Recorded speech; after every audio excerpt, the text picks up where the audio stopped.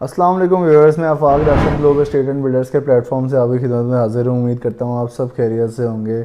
और बहुत सारे लोग आपको कहते होंगे, आप लोगों ने सुना होगा कि उन्होंने बहुत से कम टाइम में बहुत सारा पैसा बनाया, जिसको हम मिलियनर इन्वेस्टमेंट सीक्रेट्स भी कहते हैं आसान ज़ुबान में।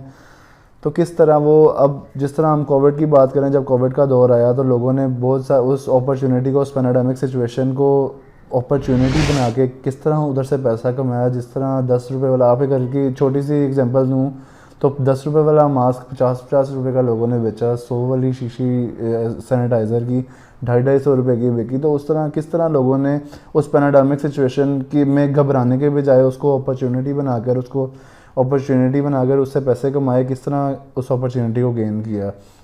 उसी तरह आज की रियल एस्टेट इंडस्ट्री के कुछ हालात हैं कि इकोनॉमिक इंस्टेबल है, पॉलिटिकल इंस्टेबिलिटी की वजह से इकोनॉमिकल इंस्टेबिलिटी है, जिसकी वजह से बहुत से मसले मसाइल, जिसकी वजह से बिग इन्वेस्टर्स का लॉस है। लोग एतबार नहीं कर पा रहे कि मुल्क आगे पीछे ना हो जाए, लीडरशिप पे एतबार नहीं कर पा रहे, जिसकी वजह से real estate industry automatically affect करेगी, क्योंकि अगर इन्वेस्टर्स नहीं होंगे तो रियल एस्टेट इंडस्ट्री ऑटोमेटिकली उससे डायरेक्टली अफेक्ट होगी।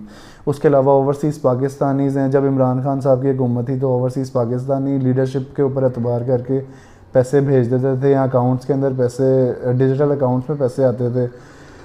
इसी तरह अब इंस्टेबिलिटी की वजह से, हुकूमती इंस्टेबिलिटी की वजह से कॉस्ट ऑफ लैंड, जो कॉस्ट ऑफ कंस्ट्रक्शंस है वो, उनमें बहुत सारा बूम आया है। उसकी वजह से लोग घर नहीं बना पा रहे। जब कंस्ट्रक्शन पावर लोगों की वीक हो गई है तो लोग घर नहीं बना पा रहे।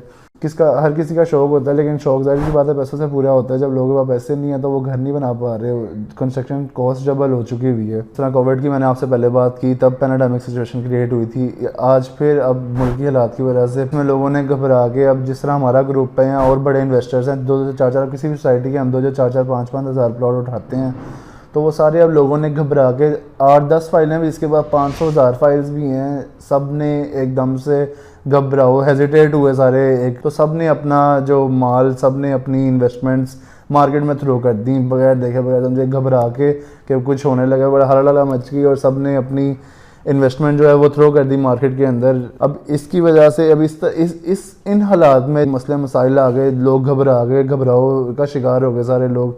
इस टाइम ये टाइम है पैसा कमाने का, ये इन्वेस्टमेंट का टाइम है। ये एक टाइम है कि इस टाइम को आप अपॉर्चुनिटी बनाकर इस टाइम से पैसे कमाएं, कि जब लोगों ने वो जो एक स्टेबल हुकूमत में जिसने इन्वेस्टमेंट की हुई थी, उसने आज डर के हुकूमत से अपनी हर इन्वेस्टमेंट थ्रो कर दी मार्केट के अंदर।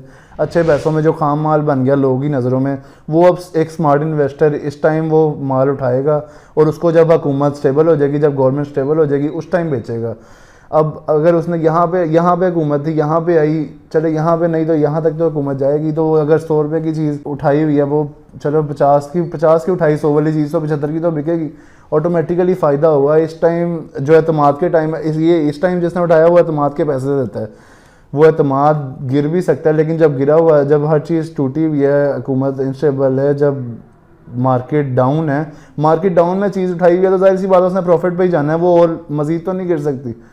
तो यही टाइम है, जो स्मार्ट इन्वेस्टर्स हैं, जो लोग पैसा का, जिन लोगों को इल्म है, या जो लोग इस टाइम इन्वेस्टमेंट कर रहे हैं, वो ऑटोमेटिकली अच्छा प्रॉफिट मार्जिन इंजॉय करेंगे for sure in coming future. मुल्की हालात हर वक्त अनस्टेबल नहीं रहने। आर्मी चीफ 2-4-5 दिनों में आर्मी चीफ आ जाएगा, इलेक्शंस होंगे, गवर्नमेंट स्टेबल हो जाएगी, हर चीज़ ऑटोमेटिकली बैक टू वर्क आ जाएगी, हर चीज़ बेहतरीन हो जाएगी इंशाल्लाह इन कमिंग फ्यूचर। तो ये टाइम है इन्वेस्टमेंट करने का, पैसा कमाने का। इसके अलावा किसी मज़ीद मालूमात के लिए, कहीं भी इन्वेस्टमेंट करने के लिए हमारे प्लेटफॉर्म से रब्ता करिए। मैं नीचे दिए हुए नंबर पर रब्ता करें।